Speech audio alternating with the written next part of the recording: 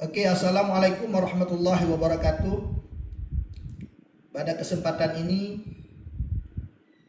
kembali kita berbagi pengetahuan terkait cara menghitung menggunakan rumus distribusi frekuensi atau menghitung persentase dari hasil penelitian kita. Pada kesempatan ini kita mengambil contoh tesnya, yaitu tes push up ya. Tes push up 60 detik.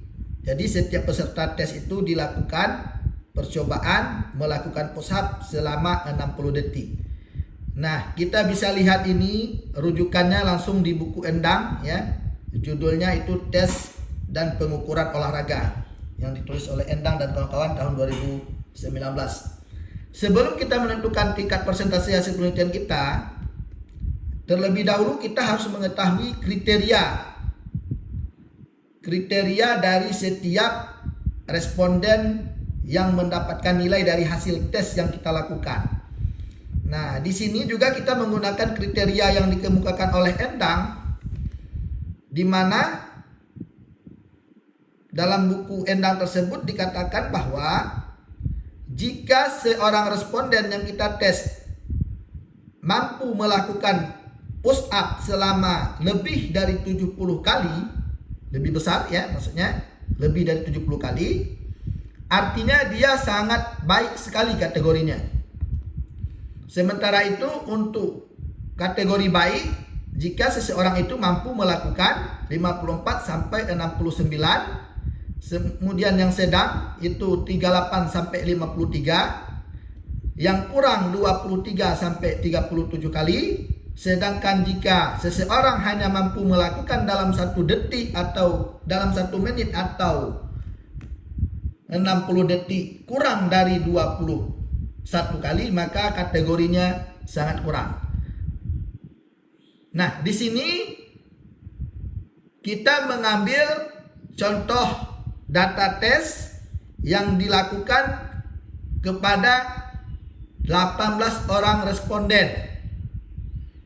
Ini nama inisial respondennya 18 orang. Kemudian ini skor yang diperoleh. Kemudian ini kategori yang sudah kita tentukan. Nah, sekarang mari kita lihat contohnya.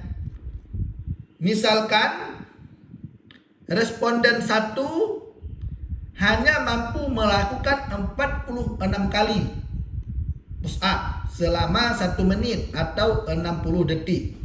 Nah, jika kita melihat angka 46 bertolak dari tabel kriteria tadi, secara jelas dia termasuk 46 itu dalam kategori angka 38 sampai 53. Jadi kategorinya jelas dalam kategori sedang.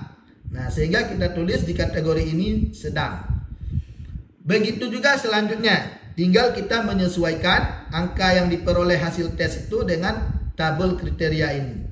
Misalkan satu lagi untuk peserta tes yang terakhir, dia memperoleh 35 kali. Maka jika kita melihat angka 35 dalam tabel kriteria, dia tergolong dalam kategori kurang. Nah, setelah kita mendapatkan hasil tes ini, kemudian bagaimana kita menentukan persennya? Nah, di sini juga sudah kita kasih lihat rumus menghitung distribusi frekuensi atau menghitung persentase. Di mana P sama dengan, P itu adalah persentase, sama dengan F yaitu frekuensi. Frekuensi itu artinya jumlah orang yang termasuk dalam kategori sedang atau dalam kategori kurang, baik atau sangat baik. Sedangkan N ini merupakan jumlah sampel, yaitu sampel kita pada penelitian contoh ini 18 orang. Nah, bagaimana kita memasukkan nilai-nilai itu? Jadi kita harus hitung dulu berapa orang yang masuk dalam kategori sedang, kurang, baik atau baik sekali. Pada contoh ini tidak ada satupun peserta tes yang mendapatkan nilai baik atau baik sekali atau kurang sekali, hanya dalam kategori sedang dan kurang. Jika kita lihat yang sedang, jika kita hitung ada beberapa orang, yaitu 1, kemudian 2, 3, 4, 5, 6, 7, 8, 9, 10. Ada 10 orang. Karena jumlah sampelnya 18 orang, secara otomatis yang dalam kategori kurang itu ada 8 orang. Nah, kita tinggal memasukkan angka yang sudah kita ketahui kategori tersebut ke dalam rumus. Sebagaimana kita ketahui tadi bahwa yang baik sekali tentu tidak ada satupun yang memperoleh. Sehingga untuk F-nya, frekuensinya itu 0. Sementara jumlah sampelnya tetap 18. Sehingga dapat kita hitung setelah dikali dengan angka 100%, itu sama dengan 0%. Jadi baik sekali sama sekali tidak ada. Begitu juga yang baik. Nah, yang terdapat kategori dari hasil kajian ini yaitu kategori sedang dan kategori kurang. Di mana kategori sedang setelah kita hitung sebanyak 10 orang. Jadi 10 ini namanya frekuensi, tinggal kita bagikan dengan angka jumlah sampel 18, kemudian dikali dengan angka 100.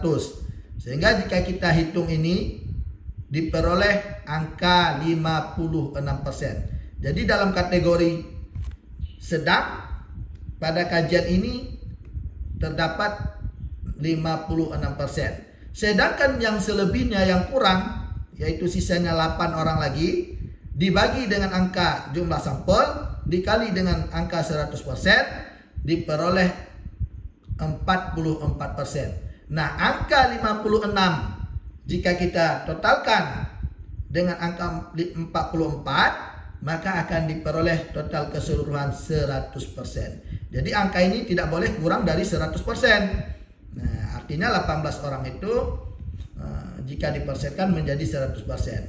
Jadi oleh karena itu dapat kita simpulkan bahwa rata-rata peserta tes yang diteliti pada kajian ini masuk dalam kategori sedang karena jumlah persennya melebihi 50%, yaitu 56%. Sedangkan selebihnya hanya dalam kategori kurang, yaitu 44%.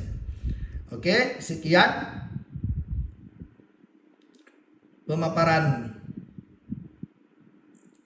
pada kesempatan ini ya. Mudah-mudahan bermanfaat bagi kita semua, terutama bagi mahasiswa baik S1, S2 maupun yang sedang menjalankan program doktor, bisa bermanfaat untuk direalisasikan pada penelitian-penelitian jenis lainnya. Sekian, assalamualaikum warahmatullahi wabarakatuh.